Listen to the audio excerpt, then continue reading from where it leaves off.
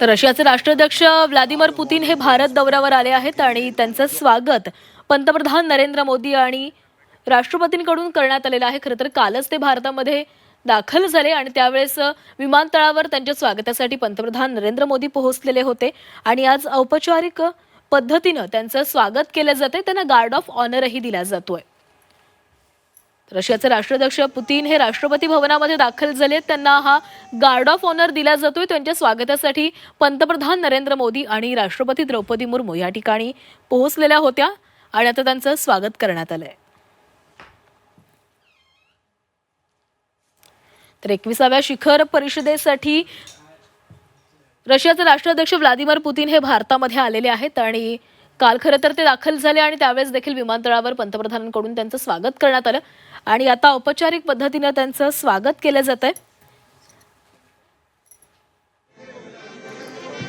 आज दोन्ही नेत्यांमध्ये म्हणजेच पंतप्रधान नरेंद्र मोदी आणि व्लादिमीर पुतीन यांच्यामध्ये चर्चा होणार आहे. द्विपक्षीय चर्चा पार पडेल आणि या चर्चेमध्ये 2030 पर्यंत भारत रशिया आर्थिक भागीदारीचा जाहीरनामा असेल किंवा युरेशियन इकॉनॉमिक युनियनशी मुक्त व्यापार करारामध्ये प्रगती असेल अशा विविध संदर्भात चर्चा केली जाणार आहे.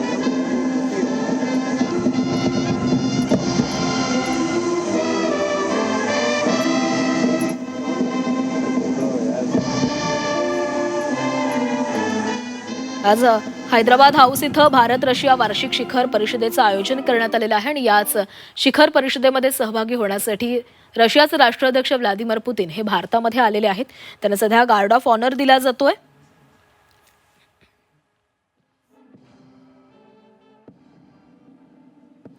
पुतीन यापूर्वी 6 डिसेंबर 2021 रोजी 21व्या शिखर परिषदेनिमित्त भारतात आलेले होते आणि आज पुन्हा ते भारतामध्ये आलेले आहेत. त्यांचं स्वागत केलं जातंय.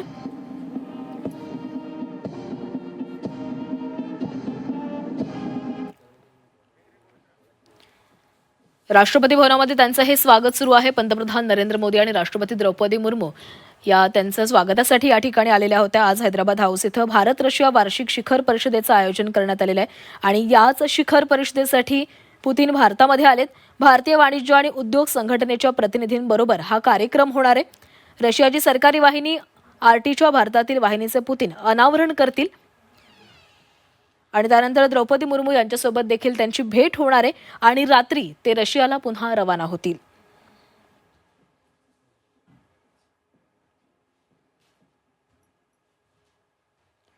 तर पुतीन यांच्या दौऱ्याला अत्यंत महत्त्व प्राप्त झालेलं आहे.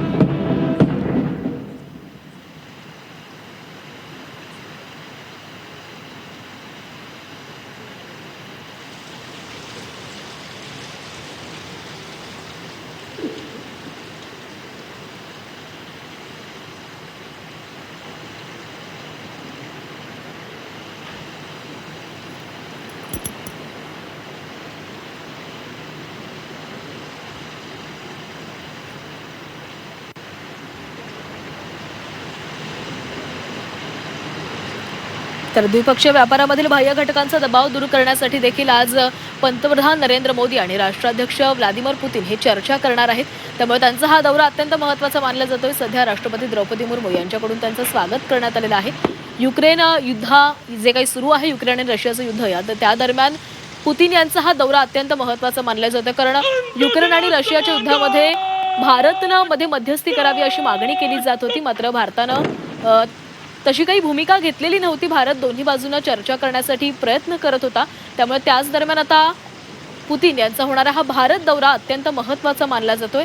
शिखर परिषदेस निमित्तानं आज व्लादिमीर पुतीन हे भारतामध्ये आलेले आहेत. युक्रेन युद्धावरून रशियाचे अमेरिकेशी आणलेले संबंध आणि आयात शुल्कावरून भारत अमेरिका यांच्यामधील संबंधांमधील तणाव या पार्श्वभूमीवर पुतीन यांचा दौरा हा अत्यंत महत्त्वाचा आहे. शिखर परिषदेनंतर उभय देशांमध्ये विविध करार देखील होणार आहेत. त्यामुळे या करारांमधून देखील दोन्ही देशांना मोठा फायदा होणार आहे. तेलाच्या बदल्यामध्ये कृषी उत्पादना निर्यातीसाठी भारताकडून प्रयत्नांची शक्यता केली जाणार आहे. भारत रशियातील $60 अब्ज व्यापार तुटीवर चर्चेची देखील शक्यता वर्तवली जाते. नवीन पेमेंट प्रणाली तयार करण्यावर दोन्ही देशांमध्ये सहमतीची देखील शक्यता आहे. सध्या रशियामधून जे काही विविध अधिकारी आलेले आहेत त्यांच्यासोबत पंतप्रधान नरेंद्र मोदी आणि राष्ट्रपती द्रौपदी मुर्मू हे भेट घेत आहेत आणि पुतीन त्यांच्याशी ओळख करून देत आहेत. पुतीन यांचा हा 2 दिवसाचा भारत दौरा आहे. कालच ते भारतामध्ये दाखल झाले आणि विमानतळावर पंतप्रधान मोदींकडून त्यांचं स्वागत करण्यात आलं आणि आज औपचारिक पद्धतीने त्यांचं स्वागत झाले. राष्ट्रपती भवनामध्ये स्वागत करण्यात आलं. त्यांना गार्ड ऑफ ऑनरही देण्यात आलेलं आहे. आज भारत आणि रशियामध्ये विविध मुद्द्यांवर चर्चा केली जाणार आहे. विविध करारांवरही स्वाक्षऱ्या केल्या जाणार आहेत. जवळपास 25 करार भारत आणि रशियामध्ये होणार आहेत.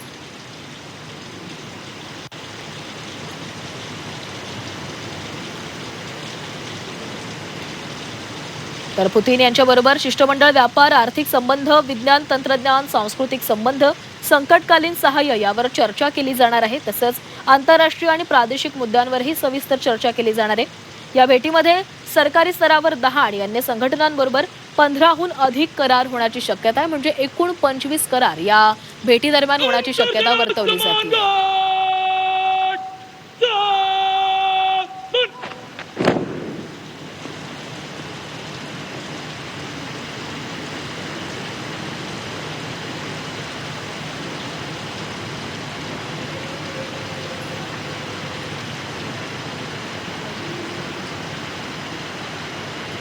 तर मोदी यांनी युक्रेन आणि रशियामध्ये मध्यस्थी करावी अशी मागणी केली जात होती. सध्या युक्रेन आणि रशियामधलं युद्ध अद्यापही सुरू आहे आणि त्याच दरम्यान रशियाचे राष्ट्राध्यक्ष व्लादिमीर पुतीन हे भारत दौऱ्यावर आलेले आहेत. त्यामुळे त्या युद्धासंदर्भात या दोन्ही नेत्यांमध्ये काही चर्चा होतीये का हे देखील पाहावं लागणार आहे. सध्या हे फोटो सेशन सुरू असल्याचं आपण पाहतोय. राष्ट्रपती आणि या संदर्भात बोलणार आहोत. आपल्यासोबत जोडले गेलेत लेफ्टनंट कर्नल सतीश ढगेकर जोडले गेलेले आहेत. सतीश सर, आपण सध्या पाहतोय पुतीन हे भारत दौऱ्यावर आलेले आहेत. खरं तर युक्रेन आणि रशियामध्ये जे काही युद्ध सुरू होतं या युद्धामध्ये भारतानं मध्यस्थी करावी अशी मागणी केली जात होती. सध्या तरी हे युद्ध सुरू आहे. मात्र रशियाचे राष्ट्राध्यक्ष हा जो दौरा करतायत त्या दौऱ्याकडे कशा पद्धतीनं पाहिलं जाऊ शकतंय? माझ्या मते जागतिक स्तरावरच्या वेगवेगळ्या प्रकारच्या घटनांवर सुद्धा नरेंद्र मोदी आणि पुतीन यांच्यामध्ये चर्चा त्या ठिकाणी होईल. ऑफकोर्स रशिया युक्रेन याविषयी सुद्धा चर्चा होईल. पण प्रत्यक्षरित्या भारत या ठिकाणी फार महत्वाची भूमिका आज घडीला घेणार नाही असं मला वाटतं. कारण त्यापेक्षा महत्वाच्या अशा बाबी या चर्चेमध्ये येऊ शकतात, ज्यामध्ये सगळ्यात महत्वाचा मुद्दा भारत आणि रशिया यांचा द्विपक्षीय व्यापार कसा वाढवता येईल. कारण मुळात वर्ष 2030 पर्यंत त्याला $100 बिलियन पर्यंत जर वाढवायचं असेल तर नक्कीच आज घडीला साधारणतः फक्त $5 बिलियन भारत रशियाला एक्सपोर्ट करतो. त्याला आपल्याला जे वाढवावं लागणार आहे आणि त्या अनुषंगानं वेगवेगळ्या प्रकारचं ऍग्रिकल्चर सेक्टर, फार्मास्युटिकल सेक्टर आणि इतरही सेक्टर मधला व्यापार वाढवण्याशी संबंधित काही महत्वाचे करार, महत्वाची चर्चा होऊ शकते. संरक्षण क्षेत्राशी संबंधित सुद्धा S-400, S-500 असेल, सुखोई 57 असेल, त्याच्याशी संबंधित सुद्धा काही महत्वाची चर्चा त्या ठिकाणी होऊ शकते. मोबिलिटी अग्रीमेंट त्या ठिकाणी त्याच्यात असेल आणि ओव्हरऑल टेक्नॉलॉजी ट्रान्सफर, ज्यामध्ये न्यूक्लिअर ट्रान्सफरशी संबंधित सुद्धा काही महत्वाच्या बाबी चर्चेमध्ये येऊ शकतात. मुळात भारत आणि रशिया यांचे मागचे 6 दशकापासून जे आहेत चांगले संबंध आहेत, पण त्याला आणखीन दृढ करण्यासाठी आणि मुख्यतः 21व्या शतकामधल्या ज्या प्रकारच्या भूराजकीय घटना घडतायत आणि मागच्या काही काळामध्ये ट्रम्प ज्या प्रकारे टेरिफ वॉरच्या माध्यमातून दबाव तंत्राचा वापर करतायत, त्या सगळ्या पार्श्वभूमीवर जे आहे भारत आणि रशिया यांच्यामध्ये साधारणतः 10 इंटर गव्हर्नमेंटल अग्रीमेंट आणि 15 मेमोरंडम ऑफ अंडरस्टँडिंग आजच्या चर्चेमधून होण्याची शक्यता आहे आणि हे संबंध आणखीन कसे मजबूत करता येईल या अनुषंगानं हा सगळा रोख त्या ठिकाणी असणार आहे. सतीश सर, तुम्ही आता सांगत होतात की अमेरिकेकडून कशा पद्धतीनं टेरिफच्या द्वारे देशांवर, दोन्ही देशांवर खरं तर काय आपण दबाव आणला जातोय असं म्हणूया, दबाव आणण्याचा प्रयत्न केला जातोय. त्यामुळे भारत आणि रशियाची भेट होत असताना अमेरिकेमध्ये काही हालचाली होऊ शकतात का? कारण अमेरिकेमध्ये डोनाल्ड ट्रम्प या संदर्भात काही विचार करू शकतात का वेगळ्या पद्धतीनं? नक्कीच डोनाल्ड ट्रम्प यांचं जे आहे या सगळ्या घटनांवर बारकाईनं लक्ष असेल. काही आठवडे अगोदरच ज्यावेळेस तियानजिनमध्ये शांघाय कॉर्पोरेशन ऑर्गनायझेशनच्या अनुषंगानं भारत, रशिया आणि चायना यांच्या प्रमुखांची भेट झाली होती, त्यावेळेस डोनाल्ड ट्रम्पने ट्विट त्या ठिकाणी केलं होतं की we have lost India to the dark China. म्हणजे एक प्रकारे ते हताश झाले होते. आणि जर अशा प्रकारची आता रशियासोबत आपली चर्चा त्या ठिकाणी होत असेल आणि मुख्यतः डिफेन्सच्या पॉईंट ऑफ व्ह्यूनं काही अग्रीमेंट झाले, ट्रेडच्या पॉईंट ऑफ व्ह्यूनं काही अग्रीमेंट झाले, तर नक्कीच अमेरिका त्याला सिरियसली त्या ठिकाणी पाहिल आणि मग काटसा म्हणजे अमेरिकेचे जे ऍडव्हर्सरीज आहेत त्यांच्या विरुद्ध सँक्शन लावण्याचा प्रकार त्या ठिकाणी असो किंवा भविष्यामध्ये आणखीन सेकंडरी सँक्शन टॅरिफ वाढवता येईल का या पॉईंट ऑफ व्ह्यूनं सुद्धा जे आहे अमेरिका त्या ठिकाणी विचार करू शकतो. पण हा फक्त अमेरिकेचा दबाव तंत्राचा भाग असू शकतो.